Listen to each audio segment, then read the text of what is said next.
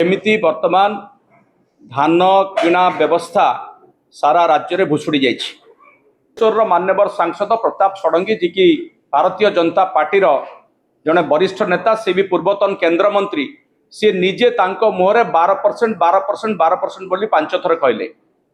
अर्थात ये अभियोगटा केवल बिजु जनता दल करुच्ची से कथा नुहे, शासक दलर नेता माने मध्य ओपनली जिला मीटिंग रे एक कथा स्वीकार करुचंती एवं तांको दलर सरकार चली सरकारी अफसर मान को भत्सना करुचंती। एथिरु जणा पडुची जे ओडिशा रे धान कड़ा व्यवस्था किभली भाव रे चली।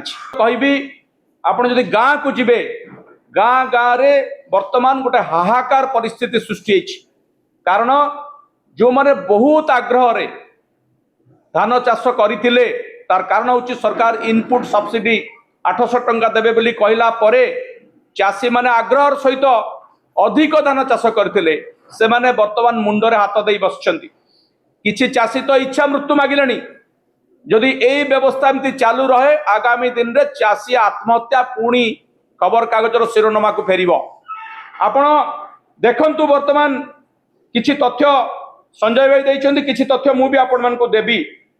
एई जो प्रहसन रे परिणत होइछि धान किणा व्यवस्था सेथिरे आपण देखंतु रबी चाष करिथिबा प्राय 5.5 लाख रु 6 लाख चाषी रबी धान चाष एथर करथिले।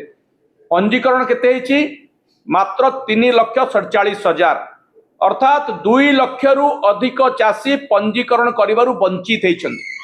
सरकार जानी सुनी पंजीकरण व्यवस्था को एमिति भाव रे एमिति चक्रांत करागला जे चाषी आसी पहुंचला बेल को पंजीकरण सरी जाइछि, पंजीकरण अवधि चली जाइछि। मु आपनको तथ्यर सहित कहूची मार्च मास 10 तारिख रु पंजीकरण हबो बोली कुहागला 25 तारिख पर्यंत 15 दिन समय देले। विज्ञप्ति प्रकाश पाइला 10 रु 25 13 तारिख रे रखागला ट्रेनिंग ऑफिसर मानकर केमती पंजीकरण करा जिवो। 15 तारिख रे पोर्टल खोलिला एवं 15 रु 25 भितरे विभिन्न आड़ देखैकरी विभिन्न पैक्स रे समवाय समिति रे पंजीकरण करागला नाही। कोठी कुहागला जे आई स्कैनर मेसीन नाही, मेसीन जोगई दिया गला नाही, मार्केट रे मिलिला नाही।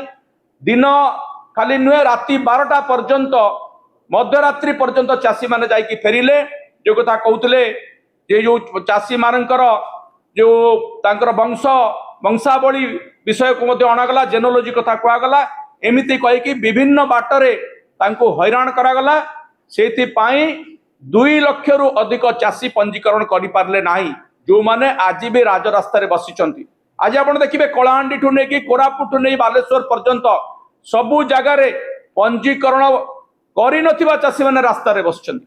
सेते बेले 25 तारिख जो दिन पंजीकरण अवधि शेष होला सेई दिन मु एवं बहुत विधायक विधानसभा चलता से समय माननीय जोगाण मंत्री को भेटिकी कहलु जे पंजीकरण अवधि आउ मात्र 7 दिन बढ़ाई दियंतु, बहुत चाषी रही जाइछंती।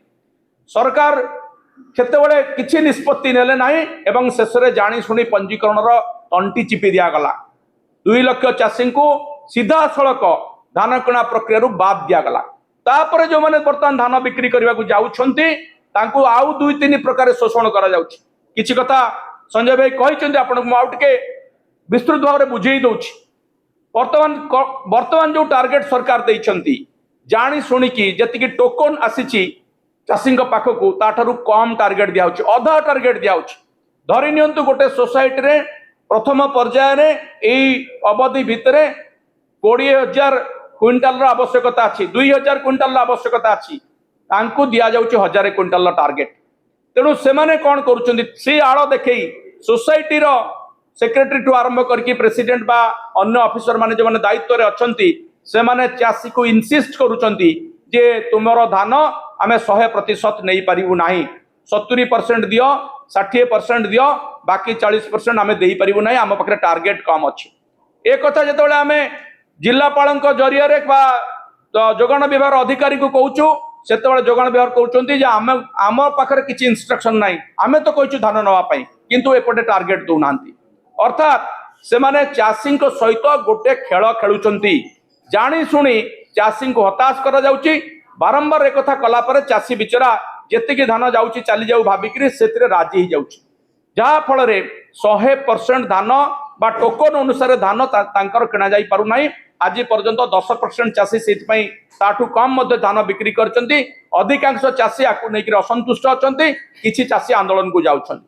कटनी छटनी कथा कहले आपण सुनिले प्रताप षडंगीकर निज मोर कथा आमे केवल कहूनु वर्तमान 8.5% 8% रु 12% चली जेतबेले शेष आड़ को जीव मिलर माने पुणी खेलिबे तापर से माने सेटा 20% 21% पर्यंत चली जीव। मिलर माने ही नियंत्रण करुचंती पूरा व्यवस्था को एवं सेतिरे हाथ मिलैछंती। मधुचंद्रिका चलची समवाय विभाग जोगाण विभाग अधिकारी तो जो प्रयास अच्छी जो समवाय समिति अच्छी तांकर जो माने दायित्व अच्छा से ऑफिसर माने ये समस्ते हाथ मिलैकरी ये जो कटनी छटनी करा जाउची जो कटनी छटनी आड़ जो अर्थ संग्रह करा जाउची विपुल अर्थ संग्रह करा जाउची ताहा सीधा सड़क समवाय समिति भुवनेश्वर पर्यंत मंत्री पर्यंत ये पैसा को बंटा होची चांदा आकार रे। आपण माने सांबादिक भाई मान को मैं अनुरोध करुची आपण माने पूरा पैक्स को जानतु इनक्वारी करंतु काहे के पैसा लूट होची एवं याकू गोटे गणतंत्र को केमती लूट तंत्र रे परिणत करा जायछि ताहा आपण जानि परिबे। कोटी कोटी टंका ए बाबद रे संग्रह करके मिलरंक जरिया रे सरकारी ऑफिसर जरिया रे मंत्री पर्यंत पहुंचुची सेति पय हमने आखि बुझी दैछंती। एवं आउ गोटे बाटरे मध्य लूट करा जाउछि ताको कहउछि PT paper transaction. Paper transaction कौन ना मिलर आउ चाषी को भितरे गोटे एग्रीमेंट करा जाउछि अलिखित एग्रीमेंट चाषी को बाध्य करा जाउछि। ऑफिसर माने सोसाइटी आउ मिलर मिसिकरी चाषी को कहउचंती जे तुमरो 70% धान किनिबार अछि तुमे जदि चाहुच 100% दवा पई आमे नै जिवो तुम अकाउंट को पैसा आसीबो अकाउंट को पैसा आसला पर तुम्हें क्विंटाल पिछा 500 टंका हमको फेरई दब सेटा को कह जाउछि पेपर ट्रांजैक्शन। अर्थात तुम्हें 800 टंका पाइब 800 टंका तुम्हें 300 टंका नब 500 टंका आमको दबाक पड़िबो कारण आमे सीधा सड़क कहउचंती आमको एक पैसा चांदा दबाक पड़िबो। ए बळी भाबरे धान किणा व्यवस्था को संपूर्ण भाबरे गोटे लूट रे परिणत करा जायछि जहा आमे नुहे शासक दलर नेता माने मध्य कहउचंती एवं ऑफिसर माने मध्य स्वीकार करुचंती से विषय रे बिजु जनता दल तरफ आम या तीव्र निंदा करुचु एवं चाषी को जो जंत्रणा दि जाउछि खरीफ ऋतु जो जंत्रणा थिला रबी ऋतु से जंत्रणा बढ़ी गलानी से जंत्रणा को बंद न कले बिजु जनता दल सेमानक सहित रास्ता को ओल्लैब गाँ ठू नैकरी भुवनेश्वर पर्यंत राजरास्ता या विरुद्ध तीव्र आंदोलन करा जिवो।